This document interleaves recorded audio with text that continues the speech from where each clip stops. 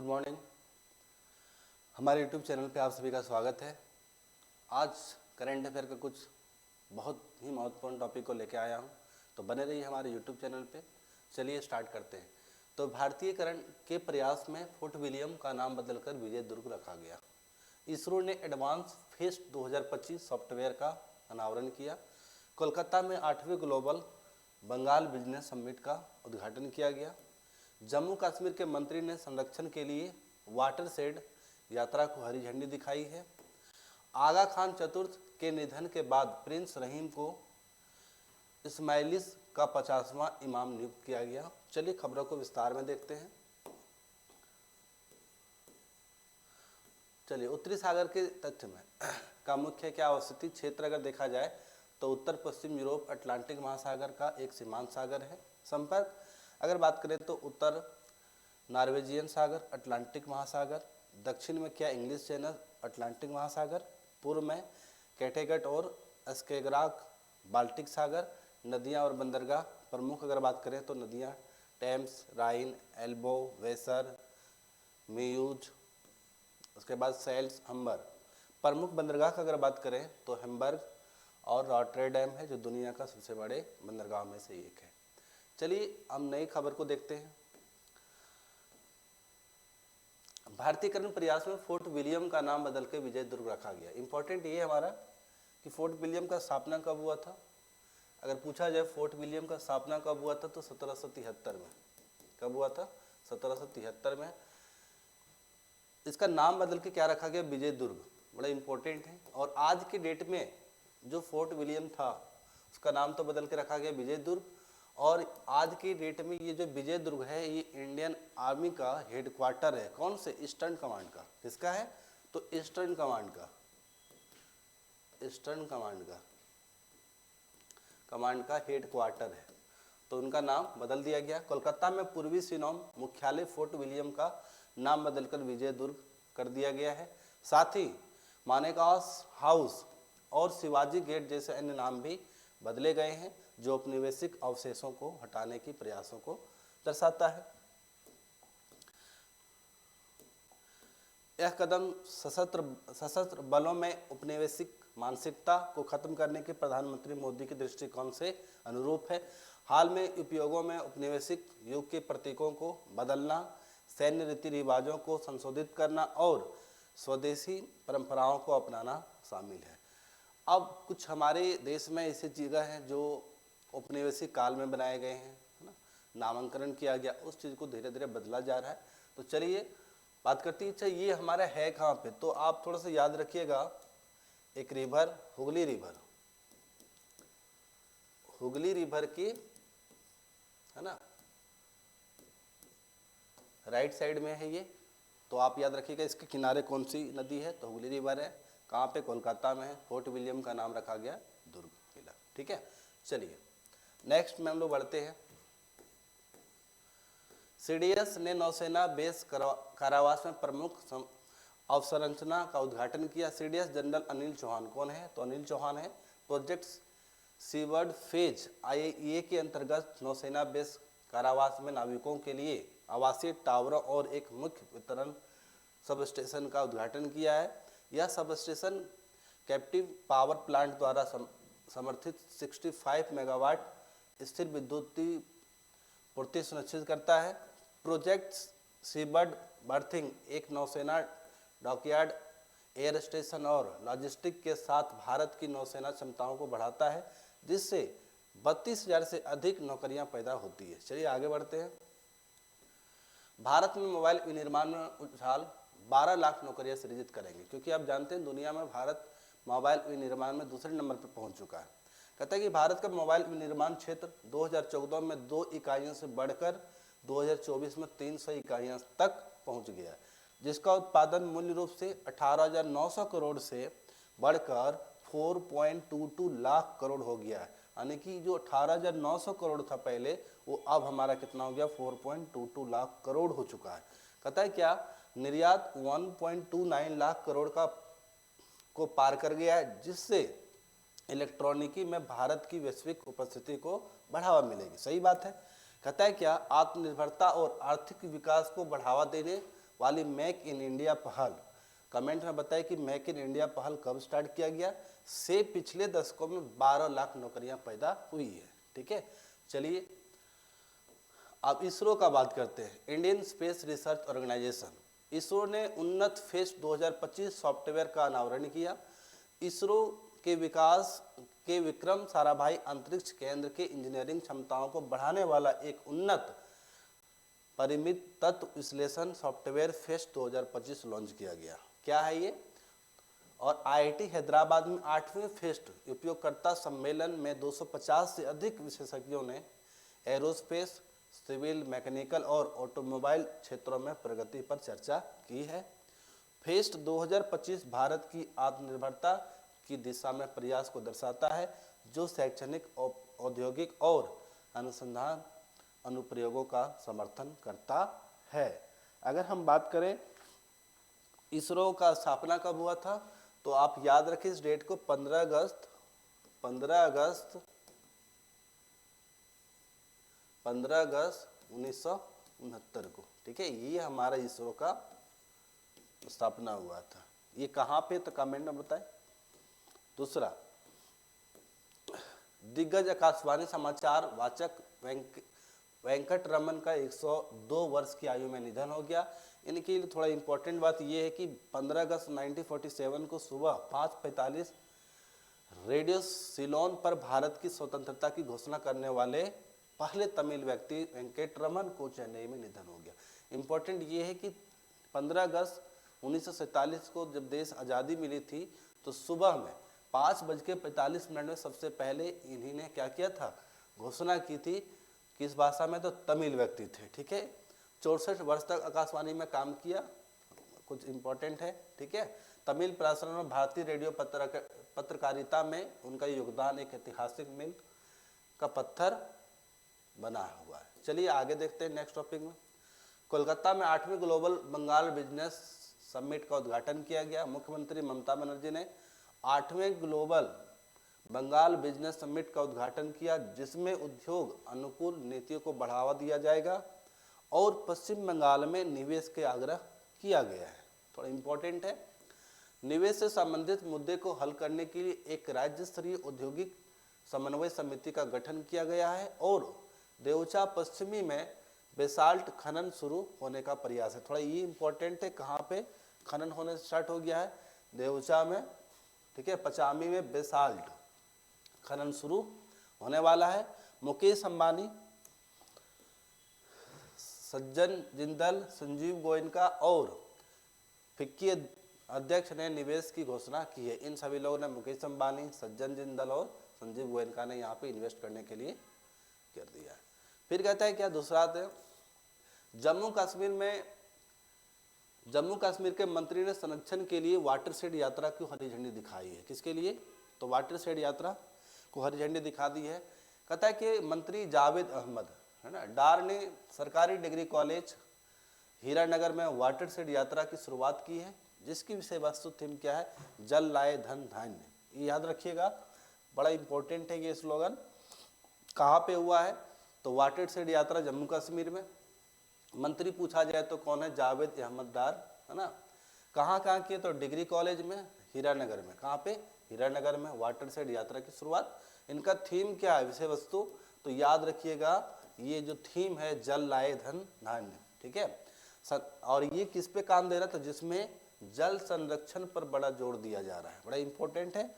अगर नेक्स्ट बात करूं, कहता है कि उन्होंने शहरीकरण और औद्योगिकरण से उत्पन्न पर्यावरणीय चुनौतियों पर प्रकाश डाला और विकास में पारिस्थितिकी संतुलन का आग्रह किया।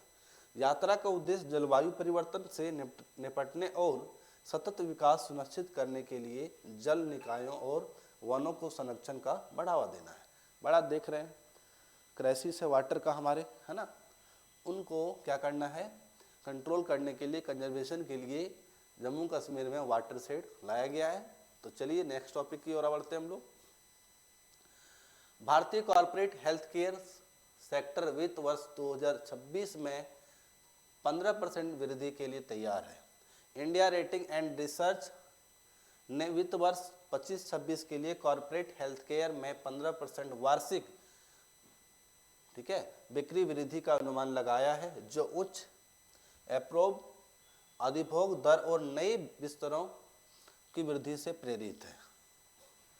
विस्तार और उच्च और ओवरहेड लागत की बावजूद वित्त वर्ष 2026 में एबिटेडा मार्जिन बढ़कर 20.9% होने की अनुमान है ना। फार्मास्यूटिकल क्षेत्र में वार्षिक आधार पर 9 से 10% की वृद्धि का अनुमान है, जो घरेलू मांग अमेरिकी जेनेरिक और अनुबंध निर्माण से लाभान्वित होंगे। चलिए इंपॉर्टेंट है थोड़ा बहुत। भारत का स्वर्ण निवेश 2024 में 60% से बढ़कर 1.5 लाख करोड़ हो जाएगा। चलिए बात करते हैं। कहते हैं कि भारत में सोने का निवेश 2024 में 60% से बढ़कर billion dollar 1.5 lakh crore 18 billion dollar 1.5 lakh crore हो गया, जिसकी मांग 239 टन है। कितना है? तो 239 टन तक पहुंच गई है, जो 2013 में के बाद सबसे अधिक ये डिमांड। 2013 के बाद सबसे ज़्यादा डिमांड कौन सा है? 239 टन का। कहता है क्या ये हमके यूज क्या हो रहा है? तो हमारे देश में आप लोग जानते हैं कि सोने की क्या यूज है। कहता है कि त्योहारी सीजन, सोने की बढ़ती कीमतों और आयात शुल्कों में कमी ने इस उछाल को बढ़ावा दिया। भारत में वैश्विक सोने की मांग का 20%, बड़ा इंपॉर्टेंट है, पूरे वर्ल्ड में जितना सोना मांगा जाता है उसमें अगर एवरेज देखा जाए इंडिया में जो डिमांड है 20%, 100% में 20% इंडिया में डिमांड है सोने का। कितना है? तो 20%, याद रखिएगा इसको। वैश्विक का कितना? 20% डिमांड है। कहता है कि भू राजनीतिक अनिश्चितताओं और शेयर बाजार की अस्थिरता से सोने की अपील बढ़ने का कारण गोल्ड ETF और म्यूचुअल फंड में वृद्धि का अनुमान है। चलिए सब कोई पहचानते ही होंगे इनको। चैंपियंस ट्रॉफी से पहले मार्कस स्टोइनिस ने वनडे से संन्यास लिया, है ना।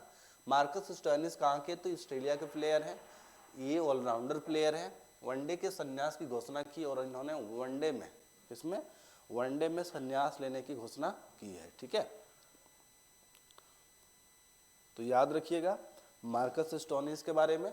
कहते हैं कि संन्यास की घोषणा की, जिन्हों 74 मैचों का करियर खत्म हो गया, लेकिन T20 खेलना भी जारी है, ये भी इंपॉर्टेंट है।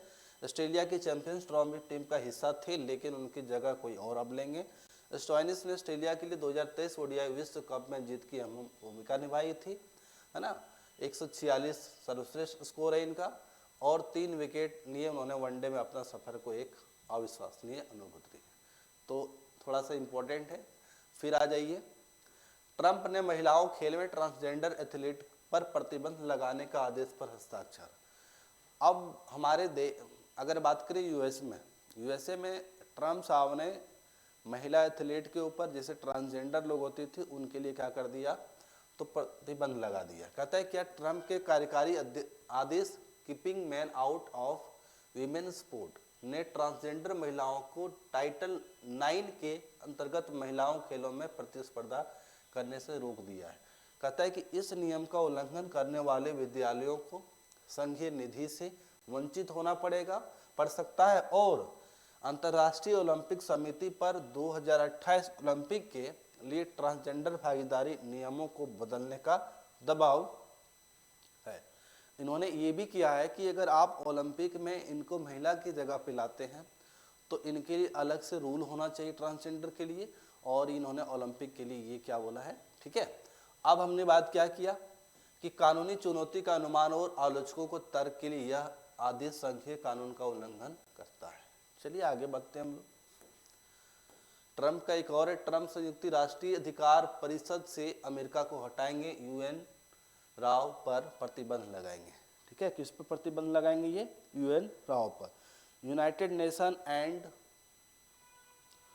ये UN राव क्या है थोड़ा इसको देख लीजिए पहले, एक सेकेंड, क्या है ये? UN राव से, है ना, यूनाइटेड नेशन रिलीफ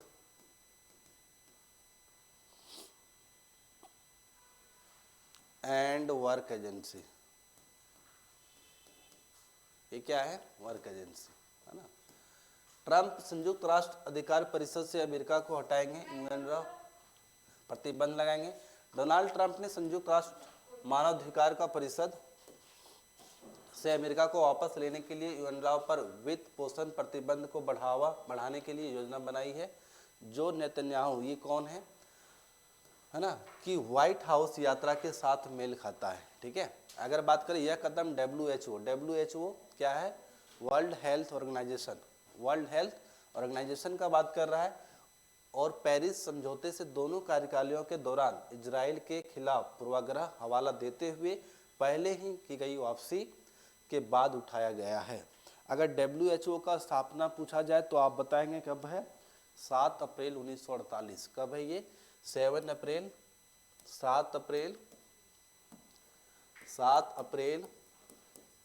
1948 में WHO का एस्टेब्लिश हुआ। ठीक है, चलिए कुछ इंपॉर्टेंट बात करते हैं।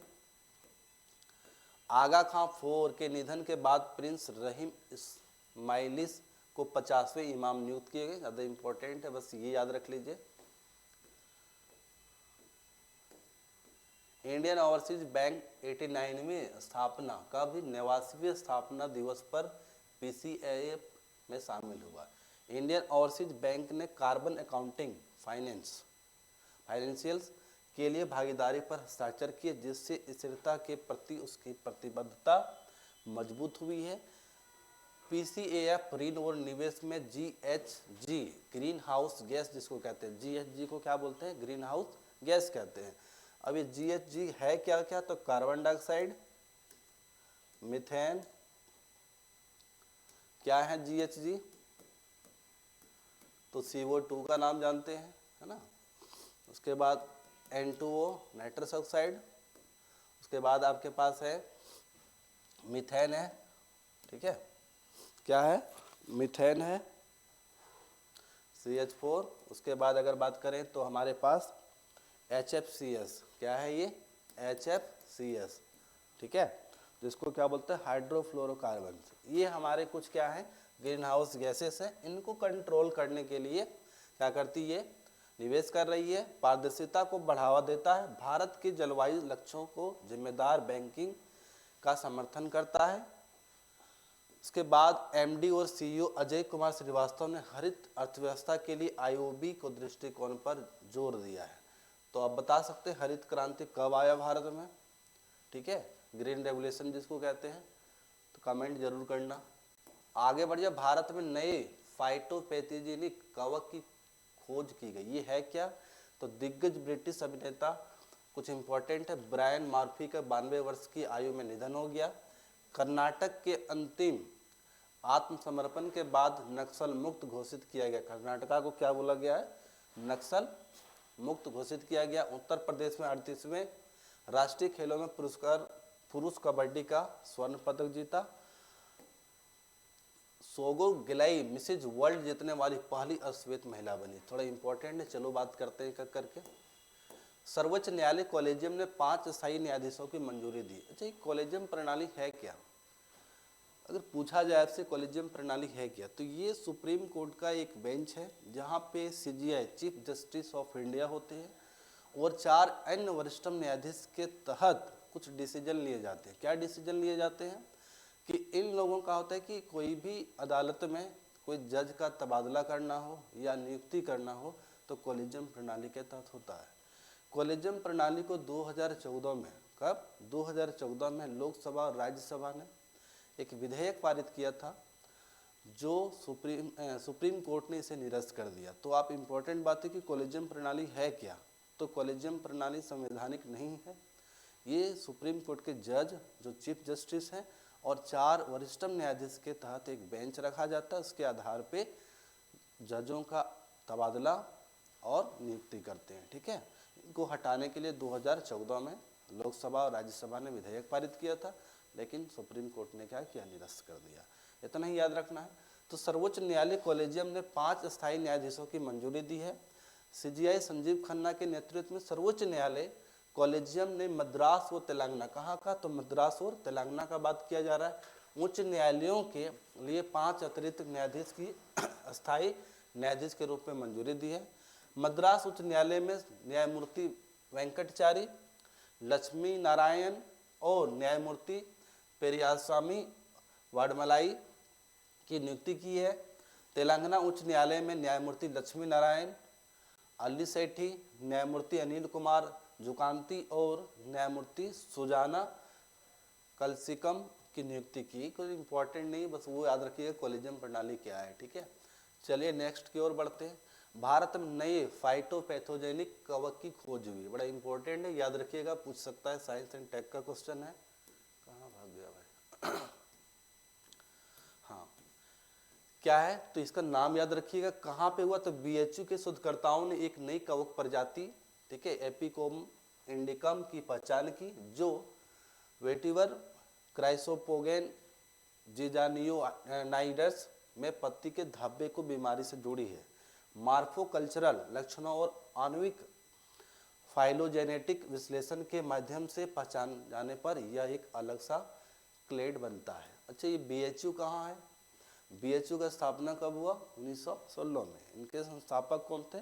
तो पंडित मदन मोहन मालवीय, याद रखिएगा, ठीक है। नई प्रजाति क्या है? तो फाइटोपैथोजेनिक है, याद रखिएगा, कवक है ये, क्या है? कवक है। चलिए और आगे बढ़ते हैं हम लोग। नेक्स्ट, आगा खान चतुर्थ का 88 वर्ष में की आयु में क्या हुआ? निधन हुआ। ये भी अभी इम्पोर्टेंट है बस।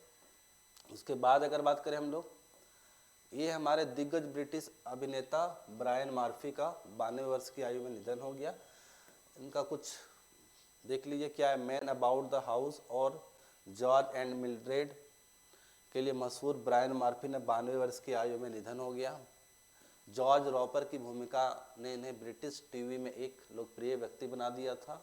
उन्हें आरएएफ में सेवा की, जॉन लिटिलवुड के थिएटर वर्कशॉप में प्रशिक्षण लिया और कॉमेडी और ड्रामा में उनका लंबा करियर रहा।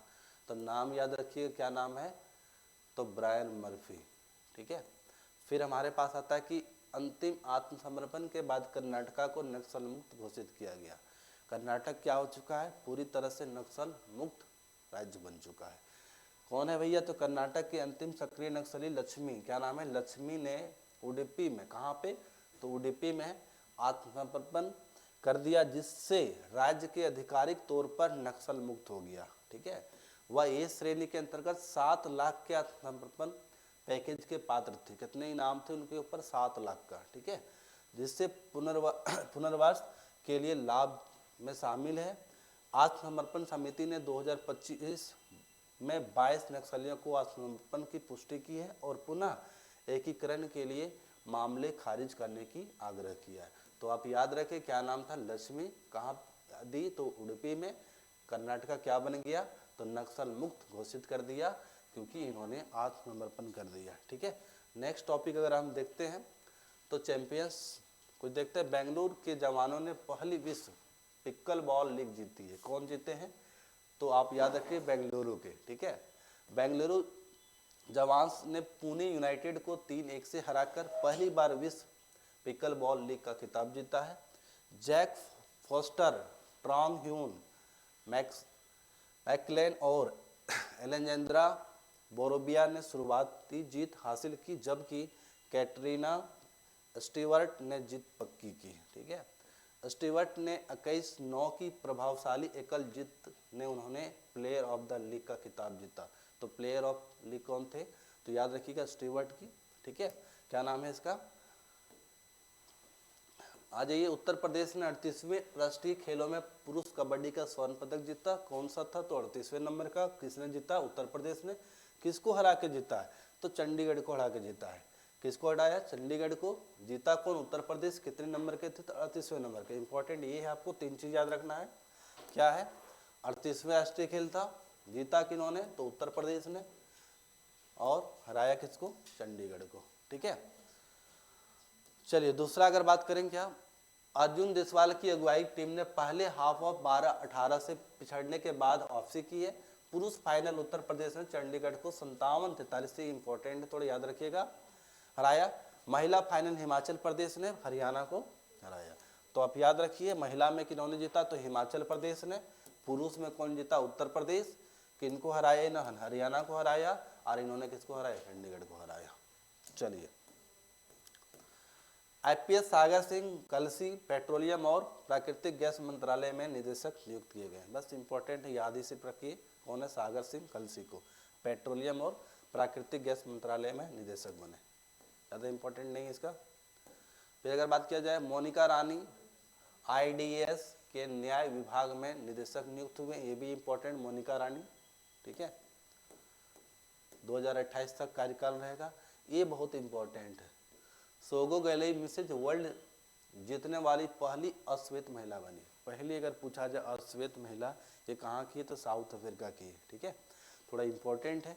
तो पहली अश्वेत महिला बनी 2025 की। कहता है क्या, गैलई ने मिसेज वर्ल्ड 2025 का खिताब जीतने वाली पहली अश्वेत महिला बनकर इतिहास रच दिया, जो वैश्विक स्तर पर अश्वेत महिलाओं के लिए एक बड़ी जीत है, ठीक है। अगर एक वकील, उद्यमी और महिला सशक्तिकरण की पैरोकार, वह अपने मंच का उपयोग अस्थायी परिवर्तन के लिए करने के लिए समर्पित है, विशेषकर बच्चों के लिए। कहता है क्या, गैले प्रामाणिकता की अपनाती और उनका लक्ष्य विश्व के दक्षिण अफ्रीका को जीवन संस्कृति को दिखाना है। रिलेटिव बात यही है कि अश्वेत बनना है, इसका मतलब आप बता सकते हैं कि वहाँ की जो परंपरा है, वो जो अश्वेत के ऊपर में जो डिस्क्रिमिनेशन था उससे पहले, उन सारी चीज़ों को आज के दौर में पूरी दुनिया को दिखाना चाह रही है, और दिखाई भी, वर्ल्ड मिस वर्ल्ड बन के, ठीक है। चलिए नेक्स्ट की बात करते हैं, याद रखिएगा क्या नाम था उनका। भारत ने 2025 के लिए संयुक्त राष्ट्र बजट में $37.64 मिलियन का योगदान दिया है, बहुत ही अच्छा रकम है। भारत ने 2025 के लिए संयुक्त राष्ट्र के नियमित बजट का $37.64 मिलियन का योगदान दिया है, जो अपने वित्तीय दायित्वों का पूरा करने के लिए अपनी निरंतर प्रतिबद्धता को दर्शाता है। भारत उन 35 सदस्य देशों में शामिल है जिन्हें अपने बकाया का समय पर और पूर्ण भुगतान करने के लिए मान्यता प्राप्त है, मतलब टाइम पे किस्त चुकता हो जाता है। संयुक्त राष्ट्र महासभा के अध्यक्ष कौन है भाई, तो याद रखिएगा फिलेमोन यांग ने अपनी भारत यात्रा के दौरान भारत की विश्वसनीयता और संयुक्त राष्ट्र की जिम्मेदारियों को प्रति समर्पण की प्रशंसा की। करेंगे, बड़ी बात थोड़ी है, मोदी जी हैं। उत्तराखंड 38वीं राष्ट्रीय खेल के कर्नाटक में 15 वर्षीय जोनाथन गेविन एंटनी ने पुरुषों की 10 मीटर एयर पिस्टल स्पर्धा में वरिष्ठ राष्ट्रीय खिलाड़ी की पछाड़ते हुए स्वर्ण पदक जीता। बड़ा कम उम्र का भाई, 15 वर्ष का है, क्या नाम है, जोनाथन गोविन एंटनी। कितने मीटर की, तो 10 मीटर एयर पिस्टल में, ठीक है। चलिए दूसरा बात है कि पुरुष युगल में कर्नाटक के नितिन HV और प्रकाश राज S ने वैभव और आशित सूर्या को 21-16, 21-14 से हराकर स्वर्ण पदक जीता है। शिखा गौतम और अश्विनी भट्ट ने एंजल पुनेरा और अन्या विष्ट को 21-11, 21-13 से हराकर महिला युगल खिताब जीता। बस इंपॉर्टेंट है, याद रखिए। अगर बात किया जाए इकोवास, क्या है ये, इकोवास, ये क्या होता है, economic community of West African state, क्या नाम है इसका, इकोवास,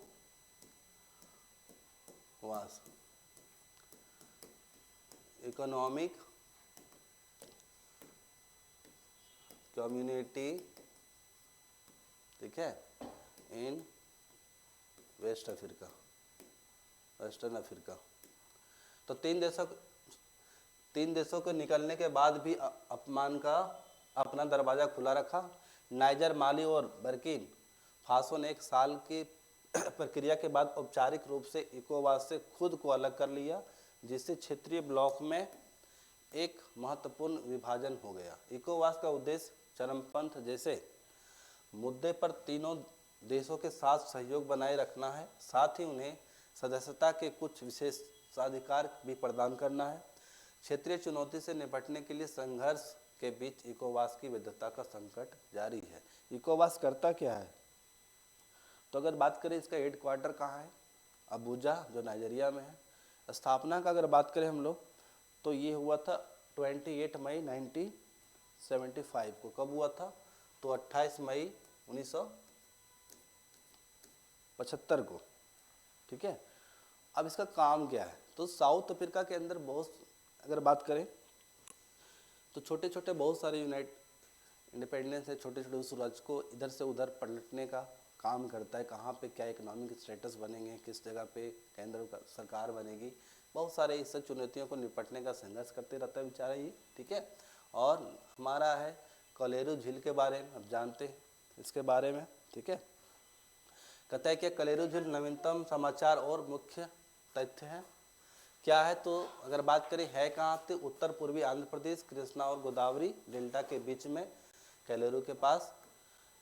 प्रकार एशिया की सबसे बड़ी उथली और लवणीय जल का झील है जो 308 वर्ग किलोमीटर में फैली हुई है।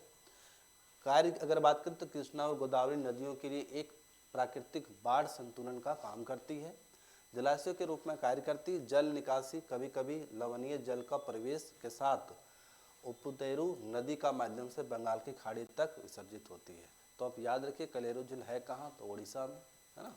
ये हमारे आज के कुछ इम्पोर्टेंट करंट अफेयर था। तो ठीक, धन्यवाद।